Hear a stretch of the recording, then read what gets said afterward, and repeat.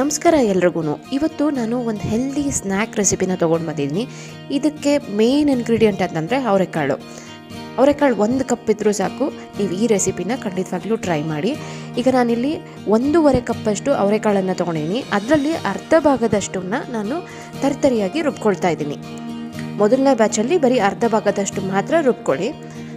ನೋಡಿ, ಈ ರೀತಿ ತರಿತರಿಯಾಗಿ ರೆಡಿ ಆದರೆ ಸಾಕಾಗುತ್ತೆ. ಈಗ ಇದನ್ನು ಒಂದು ಮಿಕ್ಸಿಂಗ್ ಬೌಲ್ಗೆ ಹಾಕ್ಕೊಳ್ಳೋಣ. ಮೊದಲನೇ ಬ್ಯಾಚ್ ಆಗಿದ ತಕ್ಷಣ ಈಗ ಎರಡನೇ ಬ್ಯಾಚಲ್ಲಿ ಉಳಿದಿರುವಂಥ ಅವರೆಕಾಳನ್ನು ನಾನು ಸೇರಿಸ್ಕೊಳ್ತಾ ಇದ್ದೀನಿ. ನೀವು ಬೇಕಾಗಿದ್ದರೆ ಒಂದೇ ಸತಿನೇ ಇದೆಲ್ಲನೂ ಹಾಕೋಬಹುದು. ನಾನಿಲ್ಲಿ ಚಿಕ್ಕ ಜಾರಲ್ಲಿ ರುಬ್ತಾ ಇರೋದ್ರಿಂದ 2 ಬ್ಯಾಚ್ ಆಗಿ ಡಿವೈಡ್ ಮಾಡ್ತಾ ಇದ್ದೀನಿ.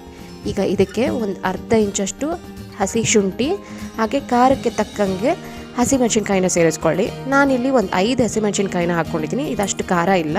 ಹಾಗೆ ಕಲ್ಲುಪ್ಪನ್ನು ಬಳಸ್ತಾ ಇದ್ದೀನಿ. ರುಚಿಗೆ ಎಷ್ಟು ಬೇಕೋ ಅಷ್ಟು ಹಾಕೋಬೋದು. ಹಾಗೆ ಅರ್ಧ ಚಮಚದಷ್ಟು ಜೀರಿಗೆ. ಇದಿಷ್ಟನ್ನು ಸೇರಿಸಿದ ನಂತರ ಮತ್ತೆ ಇದನ್ನು ತರಿತರಿಯಾಗಿ ರುಬ್ಕೊಳ್ಬೇಕಾಗತ್ತೆ.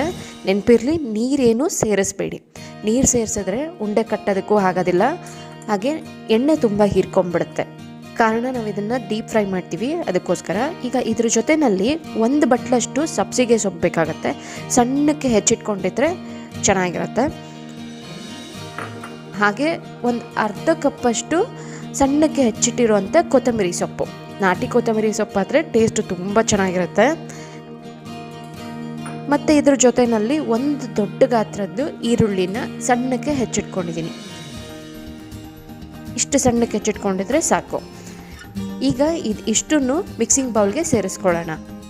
ಎಲ್ಲ ಸೇರಿಸಿದ ನಂತರ ಒಂದು ಸತಿ ಚೆನ್ನಾಗಿ ಮಿಕ್ಸ್ ಮಾಡ್ಕೊಳ್ಬೇಕು. ನೆನಪಿರಲಿ, ನೀರು 1 ಹನಿ ಅಷ್ಟು ನೀರು ಹಾಕಿಲ್ಲ. ನೀರು ಹಾಕ್ದಿರೇ ಇದನ್ನು ನಾವು ರೆಡಿ ಮಾಡ್ಕೊಳ್ಬೇಕಾಗತ್ತೆ. ಅವರೆಕಾಳಲ್ಲಿರುವಂಥ ನೀರಿನ ಅಂಶನೇ ಸಾಕಾಗುತ್ತೆ. ಈಗ ಎಲ್ಲನೂ ಮಿಕ್ಸ್ ಮಾಡ್ಕೊಂಡಿದ್ದಾಗಿದೆ.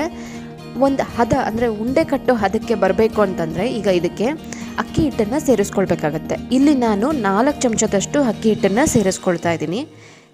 ಮತ್ತೆ ಇದನ್ನು ಒಂದು ಸತಿ ಮಿಕ್ಸ್ ಮಾಡ್ಕೊಳ್ಳಿ. ನಿಮಗೇನಾದರೂ ತುಂಬ ನೀರಿನಂಶ ಇದೆ ಅಂತ ಅನ್ನಿಸ್ತು ಅಂದರೆ ಇನ್ನೂ 1 ಚಮಚದಷ್ಟು ಅಕ್ಕಿ ಹಿಟ್ಟನ್ನು ಸೇರಿಸ್ಕೊಳ್ಬೋದು. ನಾನಿಲ್ಲಿ 4 ಚಮಚದಷ್ಟು ಮಾತ್ರನೇ ಬಳಸಿರೋದು. ಕೈಯಲ್ಲೇ ಮಿಕ್ಸ್ ಮಾಡ್ಕೊಳ್ಳೋದ್ರಿಂದ ನಿಮಗೆ ಒಂದು ಹದ ನೀಟಾಗಿ ಗೊತ್ತಾಗತ್ತೆ.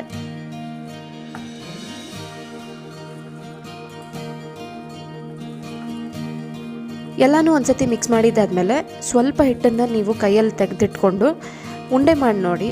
ಕರೆಕ್ಟಾಗಿ ಅದಕ್ಕೆ ಉಂಡೆ ಹಾಕ್ತಾ ಇದೆ ಅಂತಂದರೆ ಹಿಟ್ಟು ಕಲಸಿರೋದು ರೆಡಿಯಾಗಿದೆ ಅಂತ ಅರ್ಥ. ಈಗ ಇದು ರೆಡಿಯಾಗಿದೆ. ಇದೇ ರೀತಿಯಲ್ಲೇ ಬೇರೆ ಎಲ್ಲನೂ ವಡೆ ಆಕಾರದಲ್ಲಿ ರೆಡಿ ಮಾಡ್ಕೊಳ್ಳೋಣ. ಆದರೆ ಅದಕ್ಕಿಂತ ಮುಂಚೆ ಎಣ್ಣೆನ ಕಾಯಲಿಕ್ಕೆ ಇಟ್ಬಿಡೋಣ. ಇಲ್ಲಿ ನಾನು ತೆಂಗಿನ ಎಣ್ಣೆನ ಬಳಸ್ತಾ ಇದ್ದೀನಿ. ನೀವು ಬೇಕಾಗಿದ್ದರೆ ಯಾವುದಾದ್ರೂ ಫಿಲ್ಟರ್ಡ್ ಆಯಿಲನ್ನು ಬಳಸ್ಬೋದು.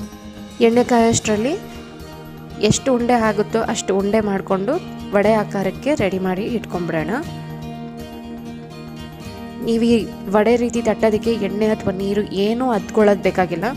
ಹಾಗೆ ಸುಮ್ಮನೆ ಇದರಲ್ಲಿರೋಂಥ ಒದ್ದೆನಲ್ಲಿನೇ ಉಂಡೆ ಕಟ್ಕೊಂಡು ಈ ರೀತಿ ವಡೆ ಆಕಾರಕ್ಕೆ ತೊಗೊಂಡು ಇಟ್ಕೊಳ್ಬೋದು. ಸಾಮಾನ್ಯವಾಗಿ ನೀವು ಕಡಲೆಬೇಳೆ ವಡೆ ಇರ್ಬೋದು ಅಥವಾ ತಡ್ನಿಬೇಳೆ ವಡೆ ಇರ್ಬೋದು, ಈ ರೀತಿ ಎಲ್ಲ ವಡೆನ ಮಾಡಿರ್ತೀರ. ಒಂದ್ಸತಿ ನೀವು ಅದು ಈ ಸೀಸನ್ನಲ್ಲಿ ಅವರೆಕಾಳು ಮುಗಿಯೋಕ್ಕಿಂತ ಮುಂಚೆ ಈ ರೀತಿ ಒಂದು ಅವರೆಕಾಳಿನಲ್ಲಿ ವಡೆನ ಮಾಡಿ ನೋಡಿ. ಟೇಸ್ಟ್ ಅಂತೂ ತುಂಬಾ ಅದ್ಭುತವಾಗಿರುತ್ತೆ.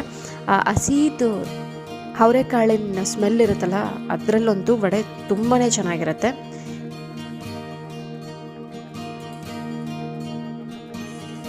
ಎಣ್ಣೆ ಬಿಸಿ ಆಗಿದ ನಂತರ ಚೆಕ್ ಮಾಡ್ಕೊಳ್ಳಿ. ಎಣ್ಣೆ ಬಿಸಿ ಆಗಿದ್ದರೆ ಒಂದೊಂದೇ ವಡೆನ ಬಾಣಲಿಗೆ ಹಾಕ್ಬಿಟ್ಟು ಡೀಪ್ ಫ್ರೈ ಮಾಡ್ಕೊಳ್ಳಿ.